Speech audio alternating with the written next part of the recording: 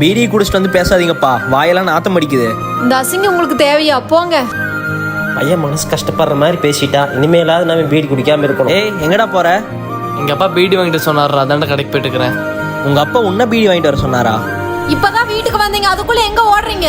Bakery வரைக்கும் போய் ஒரு பீடி குடிச்சிட்டு வந்துடுறேன். நீங்க போனா ஃப்ரெண்ட்ஸோட வெட்டி நாய்ந்து அடிச்சிட்டு இருப்பீங்க. ஒழுக்கமா வீட்லயே இருங்க. டேய், நீ போய் வாங்கிட்டு வாடா. சரிம்மா. டேய் உட்கார்றா. என் பையனை எங்காவது பீடி வாங்க அனுப்பிச்சுன்னா மனுஷனாவே இருக்க மாட்டானே. அந்த கர்மத்தை நானா எடுத்த மாயில வச்சு அதை என் பையனை தொடக்க விட மாட்டேன். ஏய், நான் மட்டும் இல்ல, யார் பீடி சிகரெட் வாங்கிட்டு வர சொன்னாலும் அப்பா திட்டுவாருன்னு சொல்லணும், புரியுதா? டேய், உங்க அப்பா எந்த கடையில பீடி குடிச்சிட்டு வெட்டி நாயும் பேசிட்டு இருக்காரோ போய் இழுத்துட்டு வாடா. போறோம்மா. அப்பா, இங்க என்ன பண்ணிட்டு இருக்கீங்க? அம்மா இங்க உங்களை தேடிட்டு இருக்காங்க. எப்பவும் பீடி தான் குடிப்பீங்க, கையில டீ வச்சிருக்கீங்க. கெட்ட பழக்கத்தை மறக்கிறதுக்கு இன்னொரு கெட்ட பழக்கத்தை கையில எடுத்துட்டப்பா.